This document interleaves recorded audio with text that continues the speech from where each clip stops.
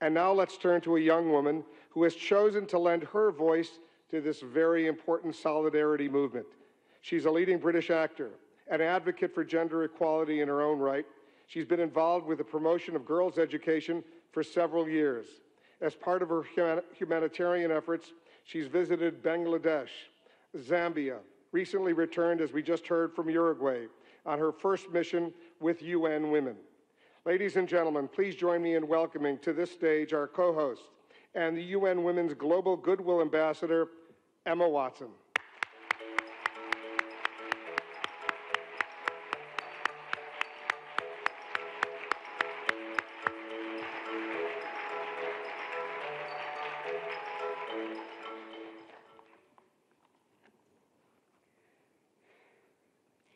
Your Excellencies, UN Secretary General, President of the General Assembly, Executive Director of UN Women, and distinguished guests.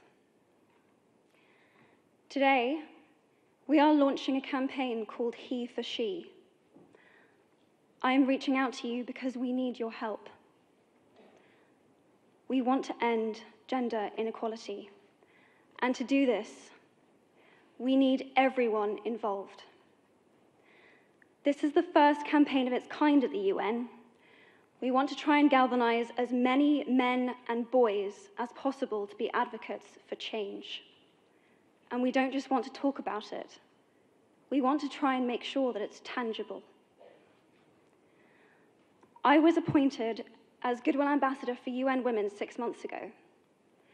And the more I've spoken about feminism, the more I have realized that fighting for women's rights has too often become synonymous with man-hating.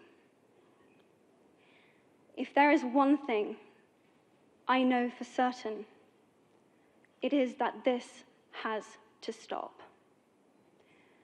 For the record, feminism, by definition, is the belief that men and women should have equal rights and opportunities. It is the theory of the political, economic, and social equality of the sexes. I started questioning gender-based assumptions a long time ago. When I was 8, I was confused being called bossy because I wanted to direct the plays that we would put on for our parents, but the boys were not. When at 14, I started to be sexualized by certain elements of the media. When at 15, my girlfriends started dropping out of their beloved sports teams because they didn't want to appear muscly. When at 18, my male friends were unable to express their feelings. I decided that I was a feminist, and this seemed uncomplicated to me. But my recent research has shown me that feminism has become an unpopular word. Women are choosing not to identify as feminist. Apparently, I am among the ranks of women whose expressions are seen as too strong, too aggressive, isolating, and anti-men, unattractive even. Why has the word become such an uncomfortable one? I am from Britain, and I think it is right that I am paid the same as my male counterparts. I think it is right that I should be able to make decisions about my own body. I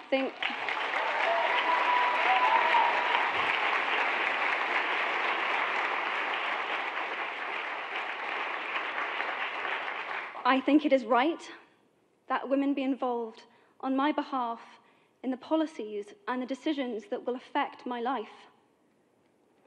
I think it is right that socially I am afforded the same respect as men. But sadly, I can say that there is no one country in the world where all women can expect to receive these rights. No country in the world can yet say that they have achieved gender equality. These rights I consider to be human rights, but I am one of the lucky ones. My life is a sheer privilege because my parents didn't love me less because I was born a daughter. My school did not limit me because I was a girl. My mentors didn't assume that I would go less far because I might give birth to a child one day.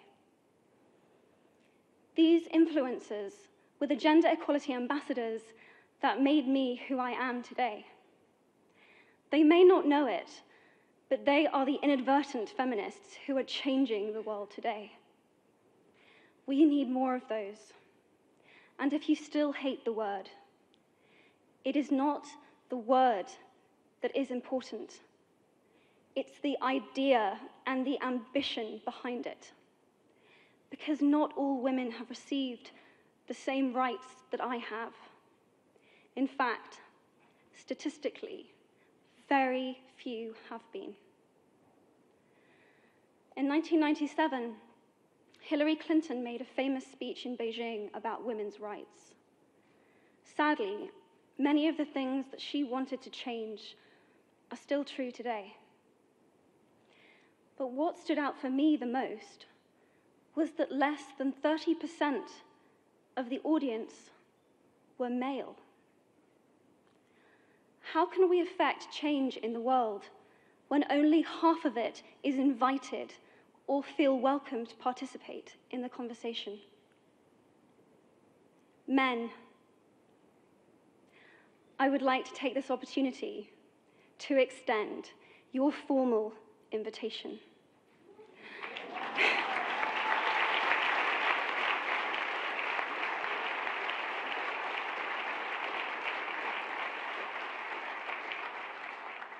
Gender equality is your issue too.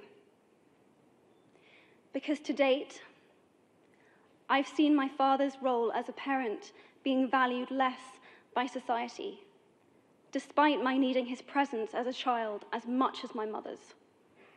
I've seen young men suffering from mental illness, unable to ask for help, for fear it would make them less of a man or less of a man. In fact, in the UK, suicide is the biggest killer of men between 20 to 49, eclipsing road accidents, cancer, and coronary heart disease. I've seen men made fragile and insecure by a distorted sense of what constitutes male success. Men don't have the benefits of equality either. We don't often talk about men being imprisoned by gender stereotypes, but I can see that they are, and that when they are free, things will change for women as a natural consequence. If men don't have to be aggressive in order to be accepted, women won't feel compelled to be submissive. If men don't have to control, women won't have to be controlled. Both men and women should feel free to be sensitive. Both men and women should feel free to be strong. It is time that we all perceive gender on a spectrum instead of two sets of opposing ideals.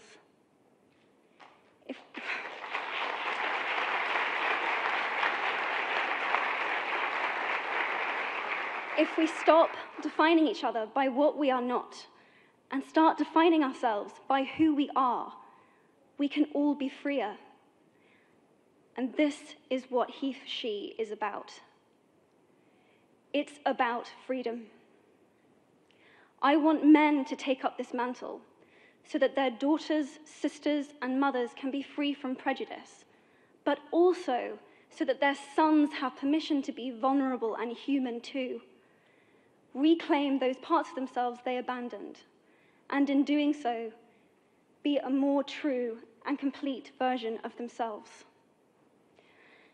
You might be thinking, who is this Harry Potter girl? And what is she doing speaking at the UN? And it's a really good question. I've been asking myself the same thing. All I know is that I care about this problem, and I want to make it better. And having seen what I've seen, and given the chance, I feel it is my responsibility to say something. Statesman Edmund Burke said, "All that is needed for the forces of evil to triumph is for good men and women to do nothing." In my nervousness for this speech, and in my moments of doubt, I've told myself firmly, if not me, who? If not now, when? If you have similar doubts when opportunities are presented to you, I hope that those words will be helpful. Because the reality is that if we do nothing, it will take 75 years, or for me to be nearly 100, before women can expect to be paid the same as men for the same work.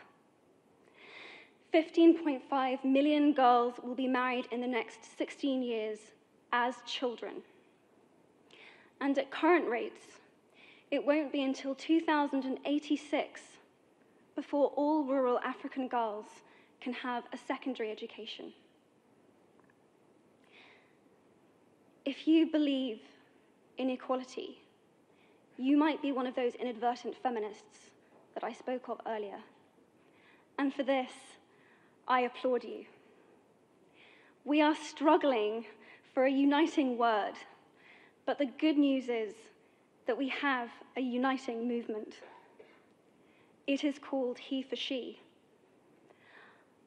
I am inviting you to step forward, to be seen, and to ask yourself, if not me, who? If not now, when? Thank you very, very much.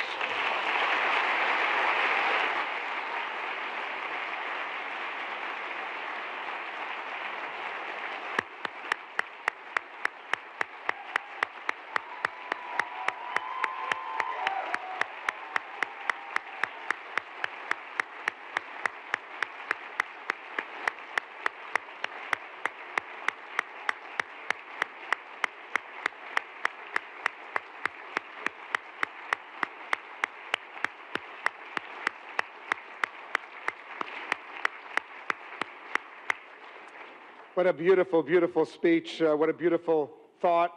Emma, pay attention.